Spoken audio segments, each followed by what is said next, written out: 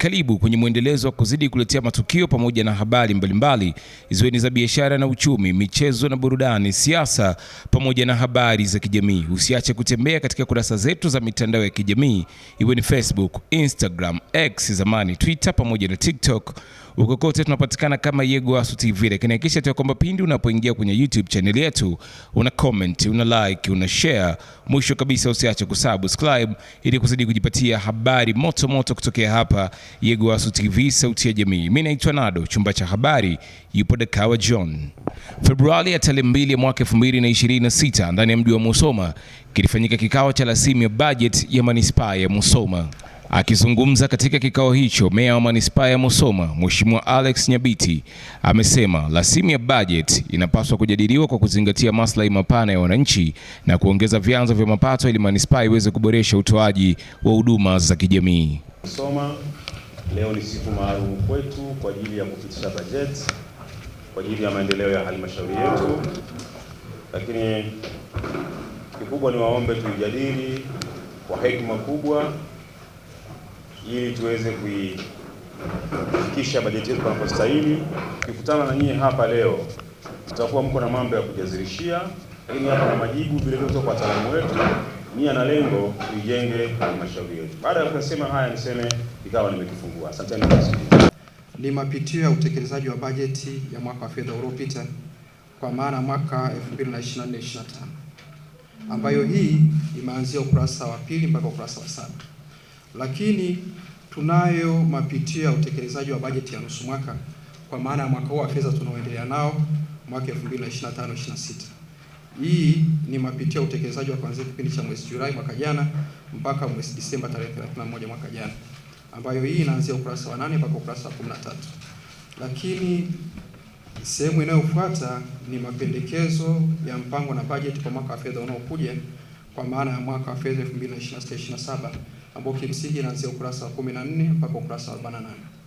Mheshimiwa Mwenyekiti, kama ulivyosema awali ya kwamba hii bajeti imepita katika kamati zote zile ambazo zimeainishwa kisheria na ikajadiliwa na kutolewa mapendekezo, lakini vile vile ilipita kwenye kamati ya ushauri wa wilaya. Mheshimiwa Mwenyekiti, sasa hii sehemu ya kwanza ambayo inaanzia ukurasa wa 2 mpaka 7, Mheshimiwa Mwenyekiti, kimsingi imo kwenye kabrasha kwa sababu inatakiwa iwepo kulingana na mwongozo wa bajeti, lakini ni vitu ambavyo vishajadiliwa kwenye baraza lako la mwaka ambalo ni kwa ajili ya tathmini ya shughuli zile ambazo tumejipangia.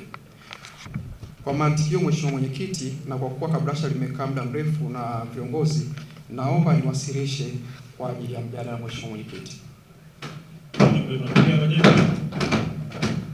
Aidha, madiwani ambao ni wajumbe wa baraza la madiwani manispaa ya Musoma wamesema kuna changamoto ya makusanyo duni ya mapato yatokanayo na vibanda, wakibainisha kutokuwepo kwa usawa viwango vya kodi na kuishauri manispaa kuweka utaratibu mzuri wa usimamizi wa vibanda hivyo. Vyanzo vya mapato katika halmashauri yetu ya manispaa ya Musoma, ningeomba kufahamu katika sehemu ya kwanza ya kodi ya vibanda. Katika vikao vyetu vya kamati na hata part caucus tumejaribu kuhoji, lakini nikategemea kuwa leo tutakuta mabadiliko, lakini bado naona hajafanyika. Mheshimiwa Mwenyekiti, kodi za vibanda vinavyomilikiwa na halmashauri ya manispaa ya Musoma, tulishauri na tukasema tunatamani kufahamu halmashauri ya manispaa ya Musoma tunavyo vibanda vingapi. Tunaposema kuwa tunakusanya milioni 366.328, tujue kwamba tunavyo vibanda vingapi.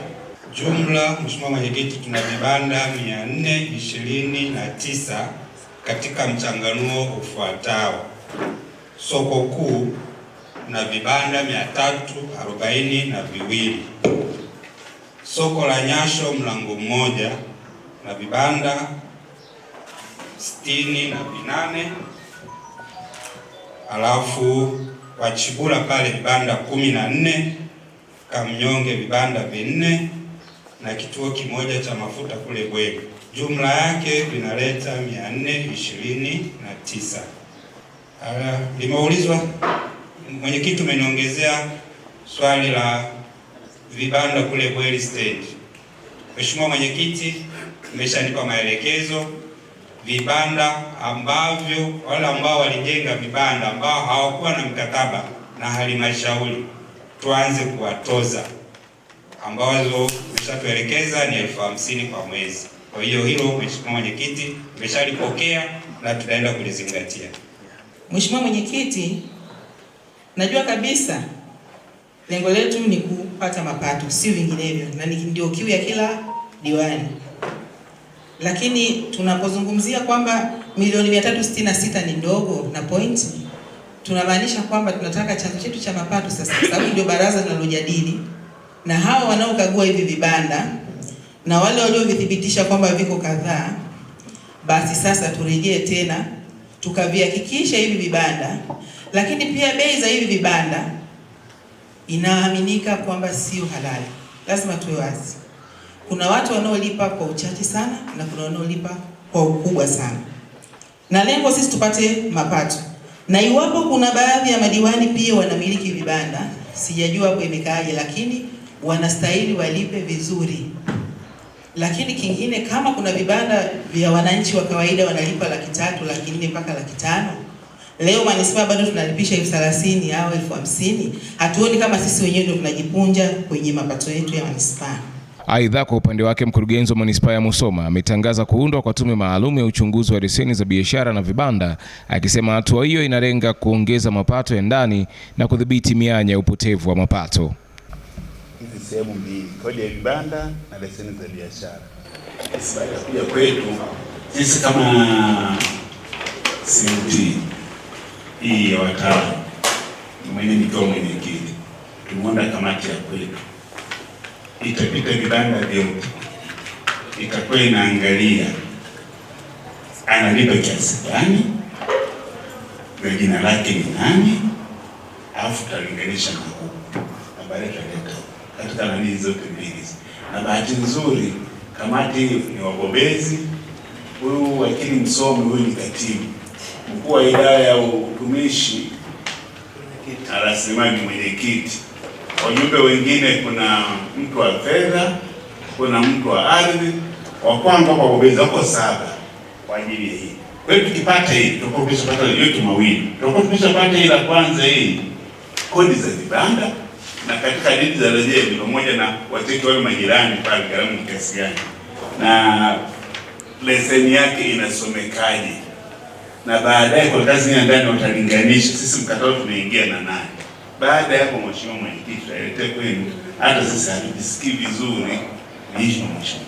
Kwa hiyo hatukupenda kusahau hapa kuyadia hapa ni swala la ndama ya bajeti ya mwaka huu. Bahati nzuri kwa mwaka bado tunakuwa na nafasi tena, kwa mfano Disemba tunarudia tena kupitia tena bajeti iko namna gani nini. Lakini tunachofanya saa hizi, kalenda ile, ratiba ile ya bunge iko vile, sisi hapa kwa vile wote vile lazima tu bajeti kuli iende, vinginevyo tupekee wanapekea watu wana wapi na kwenda. Ndicho tunachofanya. Kwa hiyo Mheshimiwa Mwenyekiti, tumelichukulia kwa nguvu zote na kwa umuhimu wote na tumeipa uzito. Mheshimiwa Mwenyekiti, tuliomba kwamba kama kuna uwezekano hapa katika eneo hili tupate gawio la 1% hata kwa kuanza, kwa sababu tunaamini kwamba uendeshaji wa shule hiyo uko mikononi mwa halmashauri. Cha kwanza tufikirie namna ya kupata gawio, lakini tungependa kufahamu pia viwango vya ada vya shule hiyo, lakini pia shule hiyo inaendeshwa katika utaratibu gani, kwa maana ya kwamba kama halmashauri sio mfanyabiashara na liko shirika linaloendesha shule hiyo, basi wajibike kwetu na sisi tupate gawio katika shule ya msingi Mkembe. Asante. Uendeshaji wa shule ya Mkembe na shule zingine za binafsi ni tofauti. Kwanza, ada inayochangiwa na wazazi bali shilingi 500, na kiwango cha chini cha mwisho kabisa ikilinganisha na shule zingine. Shule zingine wanaanzia 7 kwenda juu. Gaweni na soda 1.2.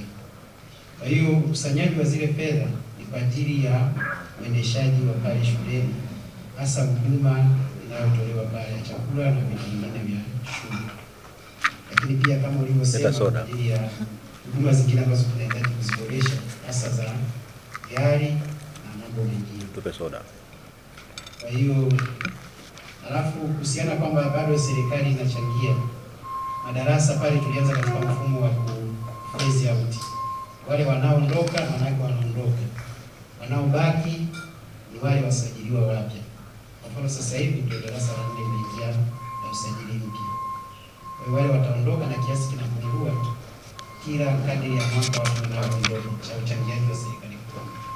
Kwa wale wengine wanaosoma bure. Kwa hiyo kwa maelezo hayo ni kwamba huwezi kulinganisha shule binafsi au za shirika na shule hii ambayo inaendeshwa katika uendeshaji wa serikali. Asante kwa kuendelea kuichagua Yegowasu TV, sauti ya jamii. Huu ni mwendelezo wa matukio pamoja na habari mbalimbali ziwe ni za biashara na uchumi, michezo na burudani, siasa pamoja na habari za kijamii. Endelea kutembea katika kurasa zetu zote za mitandao ya kijamii, iwe ni Facebook, Instagram, Twitter, yani X pamoja na TikTok. Huko kote tunatambulika kama Yegowasu TV, lakini hakikisha kwamba pindi unapoingia kwenye YouTube channel yetu una comment, una like, una share. Mwisho kabisa usiache kusubscribe. Hii ni Yegowasu TV, sauti ya jamii, nyuma kuna watu.